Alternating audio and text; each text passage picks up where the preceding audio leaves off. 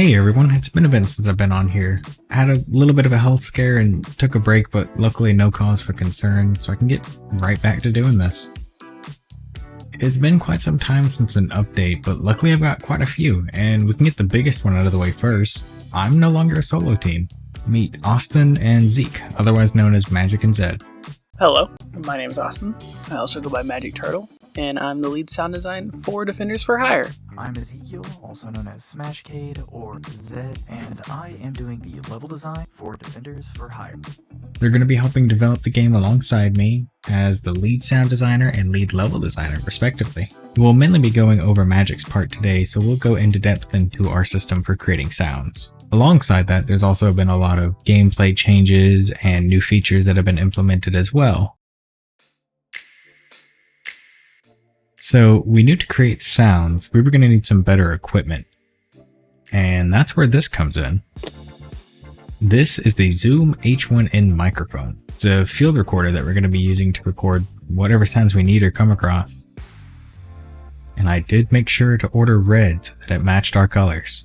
And I made sure to be prepared. I bought some batteries, a 128GB SD card, and then I realized I forgot to read where it stated that it only supports up to 32GB SD cards. So thanks to Robert Hole Productions for helping me get that sorted out and fixed. But after getting that situation fixed, we were all set. I even made sure to grab some slide-on wind guards and pop filters too, since I know we'd need to record nature sounds and sounds outdoors. All in all, this little device is fantastic for the price and what we were needing. To also help with recording sounds at where I currently live, we purchased some PVC pipe, some packing blanket, and with just those things, you can make yourself a small recording booth that's mainly soundproof, and it helps condense all other sounds outside of the booth, and so you can have a good recording studio. And with the power of editing and a whole lot of man labor, the recording booth is done.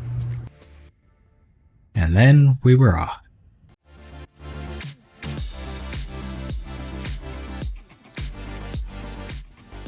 And it all began at IKEA. Yeah, IKEA. We had some goals in mind for items we were wanting to find to later create sounds, such as ceramic plates and bowls, and pots and cups for breaking sounds, and towels to keep it all safe and clean, of course, and a can opener for a later reveal. Items in tow, it was time for our next stop, Guitar Center. A little fact about me, I used to be a percussionist in band, which gives me good reason to test all percussion instruments in sight. Our main goal though was a wood block. Where will it be used? Only time will tell. And our next stop was probably the fastest and the least successful, as we tried to record crowd sounds from a mall, but they didn't come out very well.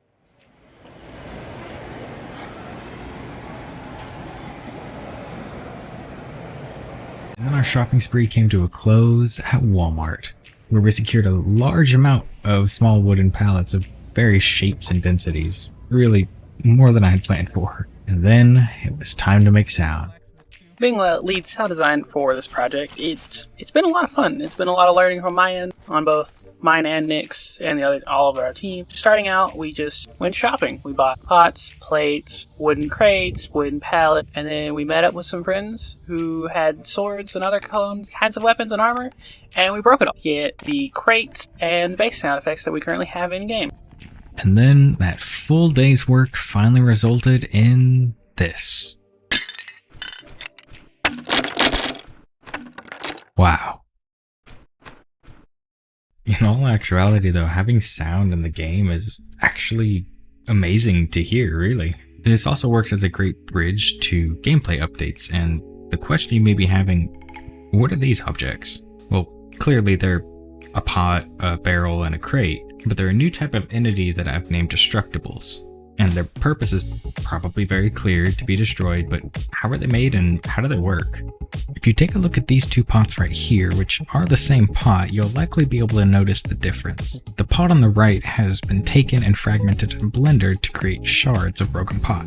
Once hit by a weapon, the game switches from the regular pot model to the one with shards and applies some knockback. Getting that knockback right, though, was important. The direction and the velocity of the shards was important to get the right, satisfying feeling from breaking it. So it went from applying a straight back force to adding some explosion type force that originates from the center of the pot, which caused some shards to skyrocket and fall slowly, to adding some force that lets them fall faster. The result? Seems pretty satisfying to me. Next up, what's this red wall about? And this blue square? Well, they're all the same and they're all linked together in a way. Take this red square. This red square is what I've classified as an entity listener. The listener has a set of targets that it listens to, specifically other entities at the moment. When these targets meet certain goals or reach certain states, the listener considers that goal to be met. It even has and/or functionality by grouping certain targets together and checking to make sure that at least one group has all of its target goals met before firing whatever the result is, which is currently just to destroy the listener or some other target. And this system is one of the fundamental building blocks for creating level progression. Now we can switch over to some player updates. These first two are actually some functions I had in place quite some time ago but hadn't implemented anywhere just yet. The first being a shortcut to interrupt the player's current state, such as attacking. This allows for any attacks or animations to be cancelled and the player to be returned to their default state. You'll see one instance where this comes in handy in just a moment. The second part of this is a trigger to slow the player by an amount for any given duration of time. While this one doesn't have a gameplay example just yet, you can see it in action when performing some of the greatsword attacks here, and I'll go over this feature more in the next video. Now, what's the point of these systems? For the first at least, it opened the gateway to a new maneuver, the sidestep. Firstly, why add a feature like this? There's a few reasons I felt like this or a similar feature needed to be included, but needed to be very carefully tweaked to balance with other systems and weapons. Of course, it's an extra movement option that can be used in combat for quick repositioning and dodging of attacks. It also provides an option to back out of whatever combo or attack you were performing on quick notice. With some weapons, their longer animations or movement restrictions leave the player vulnerable for a good portion of time, and that can make gameplay feel very choppy, slower, not really fluid. And some people may wonder why not just use a dodge roll. Easiest thing to get out of the way. That animation felt a little harder to accomplish. But the biggest reason, specifically from researching other games, is that the dodge rolling features in other games such as Enter the Gungeon and of course Dark Souls, is that the dodge roll is linked to being an evasive maneuver that can help you avoid most, if not all, incoming damage, even by going straight through the damage source. And that's not exactly what I want this move to be. While the sidestep will still grant you some iframes, I want its primary purpose to be moving out of the way of attacks, instead of trying to go through them. This helps feel the part of it being used as a repositioning tool or something to change the flow of combat or your combos. That doesn't mean I don't want large evasive maneuvers such as dodge rolling, but I want the larger maneuvers to be actually part of weapons and tools that you can get in the game so you can integrate them into your combos. As an example, let's bring up one weapon concept we have planned out but haven't to work on just yet: the magic broom. Hopefully the simple drawings get the point across as to what the attacks are, but you can see here in the second attack, the player uses the magic broom to dart forward through enemies. This isn't the only weapon we have planned with this or a similar mechanic though, and you'll get to see more in the coming future. We'll even be dropping some behind the scenes content of upcoming weapons and reveals on our Ko-fi page, so be sure to check that out in the description. Smaller and smaller updates here, but two quick things you might have noticed. There's a health bar here. It monitors the player's health level and it's exponential, making it decrease fast when the health is at a higher amount or slower when they're at a lower amount to make it feel more urgent when you get to lower health like most games do. And there's also this 4 slot right here next to the weapon slots that's entirely for interaction icons when you walk up to, say, a chest. Clearly a golden apple represents the opening of a chest. And last, much smaller, more behind the scenes thing, and the building blocks for hopefully a future update in Devlog, but as the team has grown, we've actually moved away from Milanote to ClickUp.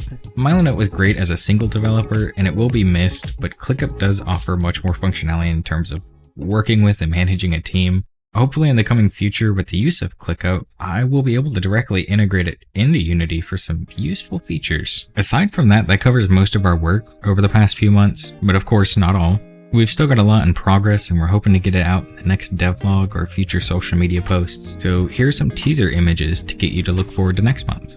And that wraps up devlog number 3. Be sure to subscribe if you want to catch the next one. Check out the last 2 if you're new here. The playlist will be linked below and it'll let you catch up on development. Like the video and follow us on Twitter and Instagram to help support us. And if you really want to go above and beyond, donate to our Ko-fi page and you'll get exclusive supporter access, which includes behind the scene videos, early content reveals, access to the next devlog a few days early, and a supporter only Discord. There you can chat with us 3 and get to voice your opinions or thoughts on the games directly to us. And I'd like to thank everyone for all the support that they've shown so far. On screen I'll probably be scrolling through some of the comments I've gotten so far, and I know there are a few people who've commented I need to thank as well. And I'm just going down the list as I see them. So first up, the channel Andrew Pullins for helping to pull me back into the focus of combat for the time being. I know at least I've gotten a building block for character customization that I am also using for another upcoming feature, but I will be holding back on more customization for the time being. I do want to get a definitive style in place for the game before I go super in depth on it. Next, and I'm probably going to say this wrong, Lekmich? We'll go with Lekmich. Yes, full screen has now been achieved. And here's another one I'll probably get wrong, and I apologize. Michael Ondrasek? It was absolutely the normals that were causing the visual errors on those boots. Thanks for calling that out. And once again, thank you everyone, and we'll see you soon.